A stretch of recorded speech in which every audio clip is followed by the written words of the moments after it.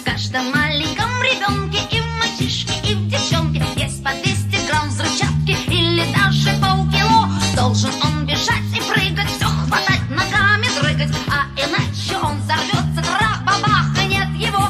Каждый новенький ребенок вылезает из пеленок и теряется повсюду, и находится везде. Он всегда куда-то мчится, он ужасно огорчится, если что-нибудь на свете вдруг случится без него.